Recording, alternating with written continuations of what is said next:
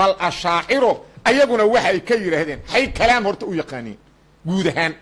gaar ahaanna kalaamullaahi hay u yaqaaniin baajuuri wuxuu yidhi markuu jawharada sharxayey kalaamka alle markuu ka hadlayey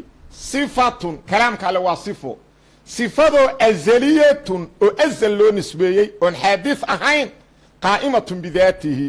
oo ilaahay daatadiisa ku quntay laysad bixarfin walaa sawtin xaraf maahan kalaamka alle sawtna ma ahan kalaamka alle sidaas caddayn culummada ahlu adoo caqiida ka dhiganaya qur'aan iyo kalaam nafsi ah oo ilaahay daatadiisa ku sugan oon xaraf lahayn oo sawt lahayn oo qof uga horreeyey ashaaciro uusan jirin adoo caqiida ka dhiganaya see ilahay ula tegay rabbi uga cabso ka diin dhigo qur'aankii iyo kalaamkii ay yaqiineen muslimiintu oo ah qur'aanka qumaye intaan la oran bay qumaye ku tiraadaabaan caawa waxaana caddaynaynaa iyaga inay aaminsan yihiin qur-aanka inuu makhluuq cuthaymiin wuxuu yidhi walaa shakka waxaan shaki lahayn bi ana haada alqawla qowlkan safarini uu sheegaya baatilu waxba kama jiraan weyaan qadiim maaha bil qur'aan weligii muusan jirin qadiim maaha baatil maxaa yeelay biri lianna alqur'aana qur'aanka yatakallamu allahu bihi xiina inzaalihi qur'aanku wuxuu yidhi ilaahay wuxuu ku hadlay uun markii nabi maxamed lagu soo dejinay ka hor maba jirin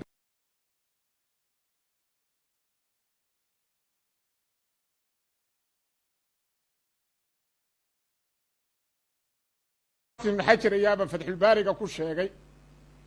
oo yidhi waladii istaqara calayhi qowlu lashcariyati ina alqur'aana kalaamullaahi hayru makhluuq marka waxay yidhahdeen waa kaasa ashaaciro ma qabto qur'aanka inuu makhluuq yahay hadalkaas waa talbiis waxaan ka wada hadlaynay caqiidada ashaacirada ee muntashirada ee mutuunta iyo shuruuxda leh ee la akriyo taasaan ka wada hadlayna haddii markaa qofka uu doonayo masalada waa inuu madkhalkeeda ka soo galaa anoo masale cilmulxadiid ku saabsan ka hadlaya haddaan kutubulfiqi ka fiiriyo saxma masalada uu xaafidku ka hadlaya waa masale sax wuxuuna ka hadlayaa abulxasan alashcari waxaa la wada ogsoon yahay oo ashaacirada iyo ahlu sunnuhu isku waafaqsan yihiin inuu markii hore ku sugnaa jiray madhabka muctasilada oo aaminsan qur'aanku inuu makhluuq yahay ashaacirada iyo ahlu sunnuhu waa isku waafaqsan yihin inuu madhabkaas ka toobad keenay waana markii uu ku sugnaa madhabkii uu ka qaatay cabdillaahi ibnu saciid ibnu kullaab oo hadda midka ashaaciradu ku sugan tahay ah oo 7 sifo la sugayey kaasna sida ahlu sunnuhu qabaan waa uu ka toobad keenay wadaad oo la yidhaahdo marka ibnu abilcizi oo nimanka wahabiyada aad ay maaragtay ay oga dambeeyaan waxaan caddaynaynaa halkaani inay iyag iyo muctasile inay iswaafaqeen waa kitaabkaas wuxuu leeyahay markuu marayay safxada 114 wuxuu yidhi fakullu maa taxtaju bihi lmuctasila muctasilada waxyaabaha ay xujaystaan oo dhan oo mimaa yadullu waxyaabaha tusinaya biri calaa annahu qur'aanka inuu kalaamun inuu yahay oo mutacalliqun bimashii'atihi wa qudratihi wa annahu yatakallamu idaa shaaa wa annahu yatakallamu shay-an bacda shayin ilahay inuu mar hadlo aamuso haddana hadlo aamuso hadalkaasi ay muctasilada ay saasay yidhaahdeen fa huwa xaqun yajibu qabuuluhu muctasile warkooda intaas xaadidnimada ay qur-aanka ay ku sheegeen in la qaato wuxuu yidhi waa sax wey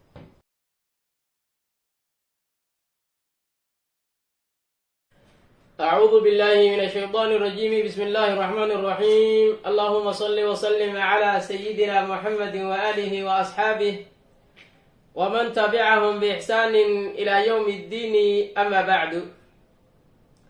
فضيقاني وحان وغهد لنا وذاتكي نور علي جامعها لها علماء أهل السنة والجماعة على شاعرة وحي أمسين بالقرآن كوصفة الله سبحانه وتعالى إنه مخلوقين إن شاء الله فريان وحان وغهد دونا مرك هوري وحان ويلي قمية انت عن لورن بي قمية كتير هذا caawa waxaan caddaynaynaa iyaga inay aaminsan yihiin qur-aanka inuu makhluuq yahay qur-aankaasi oo sifada ilaahay subxaanahu wa tacaala ah inuu makhluuq yahay wahaabiye inay aaminsan tahay ayaynu caawa caddayn doonnaa hadduu ilaahay qadaro wadaadka la yihahda maxamed ibnu saalix cuthaymiin ayaa wuxuu sharxay manduumadani maaragtay safarini ee caqiidada ooga hadlay ee manduumatu safariniya maaragtay fi caqiidati ahli sunna ee gabayga ah ayaa cuthaymiin baa sharxay dabadeed imaamka safarini min culamaa'i xanaabila ayuu ka mid ahaa markuu marayay tudaca 41 ee ah kalaamuhu subxaanahu qadiimun acyal waraa binasi yaa caliimu tudacaasi markuu marayay ayuu qabtay cuthaymiin hadalluu soo wadwaday wuxuu yidhi marka hadalkiisa markaad ila dhegaysta wuxuu yidhi wa calaa haadaa warkaani bi oo safarini sheegayay yaquulu lmu'alifu mu'alifka wuxuu leeyahay buyidhi waa safarini buu sheegayaa wuxuu leeyahay buyidhi mu'alifku ina alqur'aana qur'aanka inuu yahay kalaamullaahi ayuu sheegayaa alqadiim wuxuu sheegayaa buyidhi kalaamullaahi alqadiim ee horreeyey ereyga qadiim wahaabiyaha qayb ka mid ah waxaan ka maqalnaa ilaahay qadiim lama oran karo ibnu jariir atabari baa kitaabkiisa taariikh qeybta hore muqadimada ah ayaa wuxuu yidhaahdaa fatabayana idan ana alqadiima baari'u lashyaai wa saanicuha huwa alwaaxidu aladi kaana qabla kuli shayin wa huwa kaa'inu bacda kuli shayin waalwalu qabla kuli shayin meeshaan ka raba waa maxay fatabayana idan ana alqadiima culimmada ahlusunna waljamaca markay akhriyayeen kitaabka caqiidat lacwaam fallaahu mawjuudun qadiimun baaqi ba waxay yidhahdeen qadiimun waxaa weeye ma soo aro min culamaai salafi salx kama soo aroorin iyo sheeko noocaasay wahabid meelaha la bodboodaan waa ka dee ibnu jariir atabari muxuu leeyahay ana alqadiima allaha qadiimkaabi haddaba markaan usoo laabta hadalka cuthaymiin wuxuu yidhi ina safarini wuxuu leeyahay buu yidhi ina alqur'aana kalaamullah qur'aanka inuu yahay kalaamullaahi alqadiimi oo weligii horreeyey ee uuna meelna ka soo bilaaban ilaanay sifadu waa sifa aan tilmaan ilaahay uu leeyahay tilmaantana mar hadduu ilaahay uu leeyahay sida ilaahay u horreeyey ayay tilmaantiisana u horreysaa taasuu rabo marka inuu naqdiyo oo uu dhaleeceeyo oo wax ka sheego inuu yidhaahdo waa khalad weeyaan doonay inuu yidhahdo hadalkiisa waa uu sii socdaa wuxuu yidhi safarini wuxuu yidhi biyidhi qur-aanku waa kalaamka ilaahay ee horreeyey ee yacni wuxuu la jeedaa biyidhi alazaliya safarini wuxuu sheeganayaa biyidhi qur-aanku ilaahay inuu weligii inuu horreeyey wuu sii caddeeyey wuxuu yidhi wuxuu sheeganayaa biyidhi safarini ay ina alqur'aana qadiimun biqidami illah wuxuu leeyahay buu yidhi qur-aanka weligii waa u horreeyey siduu ilaahay buu u horreeyey caza wajal fa huwa azaliyu nooc tacajub uu muujinaya moogta wuxuu sheeganayaa beri qur-aanka inuu weligii jiray oo sife ilaahay uu leeyahay ilaahay uu ku tilmaamsan yahay oo weligii inuu jiray saasuu sheeganayaa biri ay wuxuu sheeganayaa biri lam yazal hada alqur'aanu calaa zacmihi yidhi saasuu leeyahay imaamkaas siduu sheeganaya biri qur-aankaani weligiiba mawjuudan inuu weligii jiray buu sheeganayaa biri min qabli khalqi samaawaat safarini wuxuu sheeganayaa biri qur-aanka oo sifada ilaahi subxaanahu wa tacaala ah inuu weligiiba jiray macal samaawaadka intaan la abuurin bal min qabli kulli shayin biri wuxuu sheeganayaa biri shay kasta makhluuqaadka oon jirin inuu qur-aanka inuu jiray buu sheeganayaa biri walaa shaka marka wuxuu yidhi marka walaa shaka waxaan shaki lahayn biri ana haada alqawla qowlkan safarini uu sheegaya baatilu waxba kama jiraan weyaan qadiim maaha biri qur-aan weligii muusan jirin qadiim maaha biri baatil wey maxaa yeelay biri lianna alqur'aana qur'aanka yatakallamu allahu bihi xiina inzaalihi qur-aanku wuxuu yidhi ilaahay wuxuu ku hadlay uun markii nabi maxamed lagu soo dejinay ka hor maba jirinba u fiirsaata haddaad tidhaahdid shaygan waayo hor ma jirin haye nabi maxamed markii lagu soo dejinayo unbuu ilaahay ku hadlay wixii ka horeeyna maba jirin hadda marka hore cadam buu ahaa samaadan garan min alcadami markaasuu markii nabigana lagu soo dejinay baa ila alwujuudi markaa unbaaba la hela taasi waa qodob hadalkiisa wuu sii wataa hadallo kale uu sii wadwaday markaasaa wuxuu yidhi fallaahu lam yazal mutakalliman wa kalaamuhu subxaanahu wa tacaala azaliyun min xaysu annawcu ama min xaysu alaaxaadu fainahu mutacalliqun bimashii'atihi walaysa azaliyan wuxuu yidhi ilaahay subxaanahu wa tacaalaa waa hadle kalaamkiisana waa azali buu yidhi weligii waa uu jiray laakiin hagee min xaysu annawc laba shay bay sheegaan nimankan moogta waxay yidhahdaan waxaa jira nooculkalaami iyo aaxaadulkalaam dib baan ka caddayn doonaa wuxuu yidhi calashaan si guud ahaan hadalka ilaahay waa qadiim laakiin noocaani uu ku hadlaya waa aaxaad kow wuu sii wado markaasaa wuxuu yidhi walxaasilu warka gebagabadiisa wuxuu yidhi anna kalaam allahi ilaahay hadalkiis min xaysu alasl azaliyun wey bidi lam yazal illaahu walaa yazaalu mutakalliman amaa min xaysu alaaxaad aaxaad waa maxay towraad waa waaxid sidoo kale zabuur injiil qur'aanku waa aaxaad oo qur'aanka iyo towraad iyo injiil iyo zabuur waa aaxaad intaan aaxaada ah fa huwa xaadithun xaadis hadda macnaha idinka yeersiiyey xaadis oo maydaan odhan xaadis macnaheed ii sheeg hadda xaadis waa maxay shay waagii hore aan jiri jirin dib un ka samaysmay baa xaadis la yidhaahdaa dee macnaha ka yeersiiyey waaye oo cuthaymiine kow culummada ahlusunna waljamaaca xuruufta sida imaamu abi xaniifa buu lahaa walxuruufu makhluuqatun bay yidhahdeen xuruufta ayaa xaadida laakiin qur'aanka oo sifada ilaahay subxaanahu wa tacaala ah waa qadiim siduu ilaahay weligii u horreeyey bay u horraysay horay baan usoo caddeeyey taa muxuu yidhi haddaba amaa min xaysu alaaxaad fa huwa xaadithun xaadith weeyaan halkaasaan rabaa inaan dul istaago hadal kalena way ii dambeeyaa waxay leeyihiin nimankani waxay yidhaahdeen qur'aanku noociisa waa qadiim laakiin aaxaadkiisa waa xaadith ama waa isaga lahaa min xaysu nawcu buu yidhi ama min xaysu nawc wuxuu yidhi lam yazal subxaanahu wa tacaala azaliyu min xaysu nawc buu yidhi laakiin ama min xaysu alaaxaad fa huwa xaadithun ibnu taymiya saasun buu yidhahda min xaysu nawc azaliyun ama min xaysu alaaxaad fa huwa xaadithun buu yidhahda waa qaacidada ibnu taymiya cid ooga horraysay ma jirin la soco maxay leeyihin halkaas qaacidadaas inay baatil tahay baan caddaynaynaa bal si fiican u dhegeysa wuxuu leeyahay kalaamkaani nooca kalaamka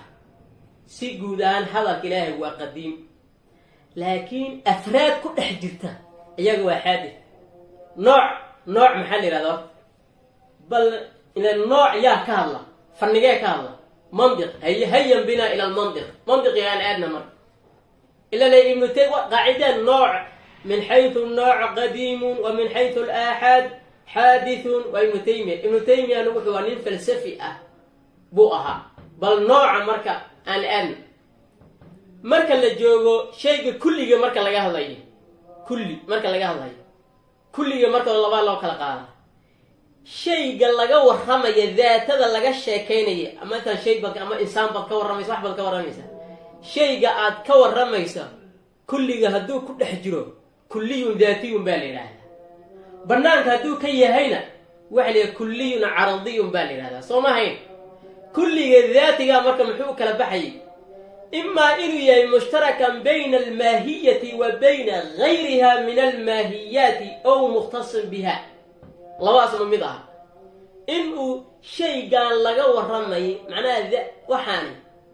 shayga laga warramaya iyo shay kale haddii ay wadaagaan imaa inay wadaagaan xayawaan oo kale insaan noola oo dhan baa wadaaga inay wadaagaan hadduu kaas yahay jinsi baa la odhanayay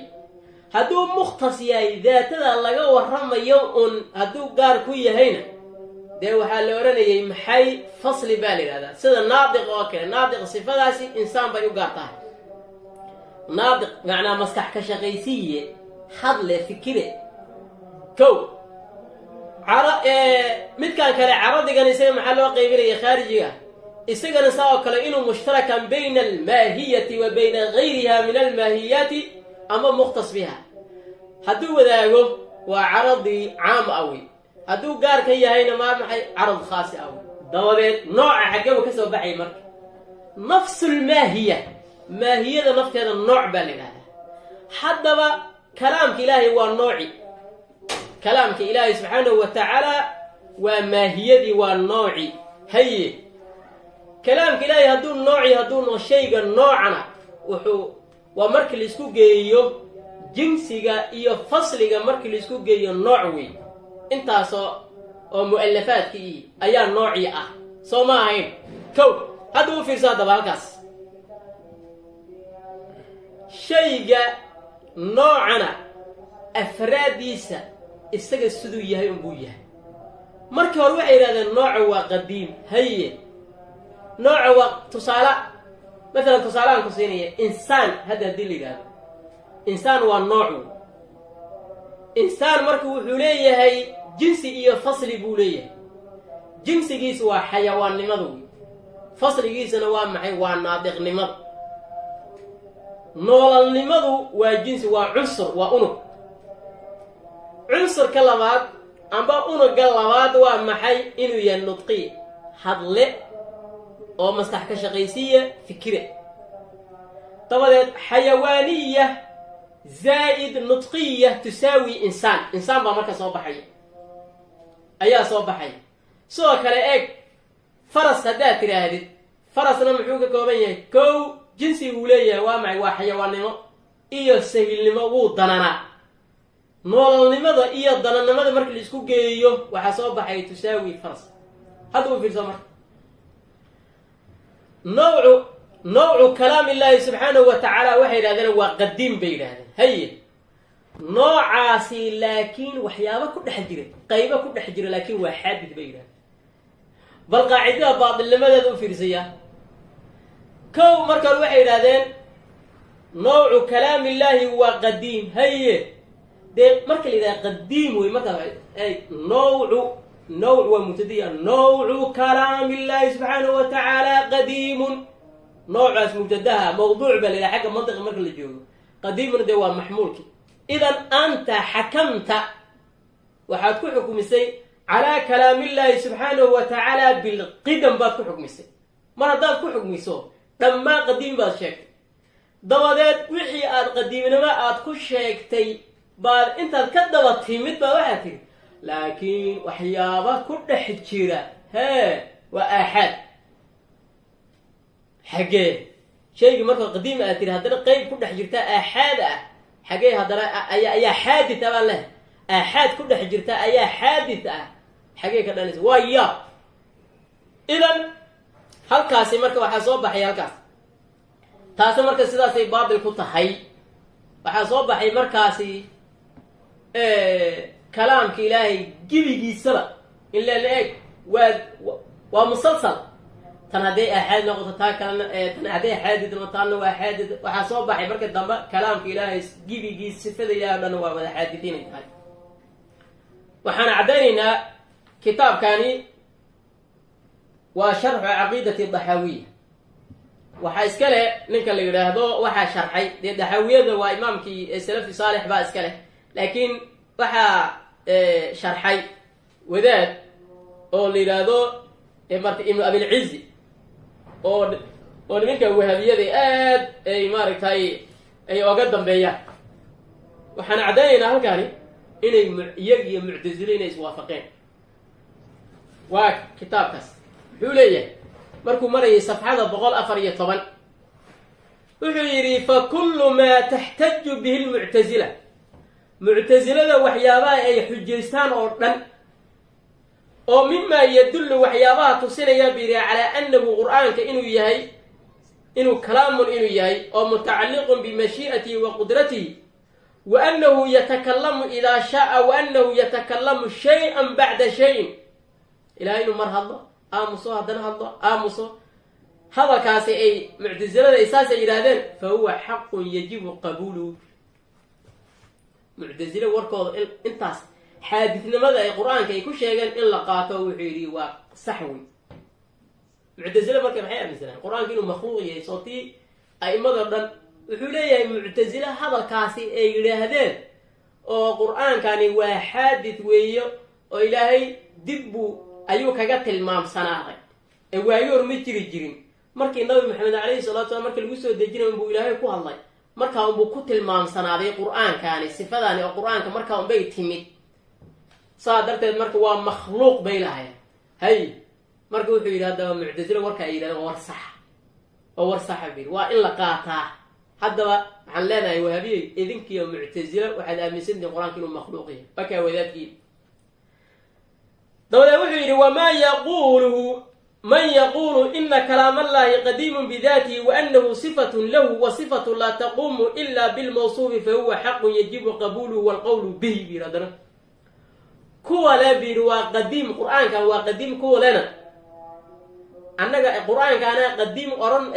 qur-aankaana qadiima annaga ma ornayne si guud ahaan kalaamka ilaahay noocii waa noocii ayaa qadiim ah marka caqiidaday wata waa maxay waa mulafaq oo wax laisku keena waxay yidhahdeen xagga qadiimnimada kuwaan qadiima odhanayana annaga qadiimnimada waxaan siinaynaa bay leena noocul kalaam intaa qadiimnimada waan ka qaadanaynaa laakiin waxaan ku sheegaynaa noocul kalaam baan qadiim ku sheegaynaa ko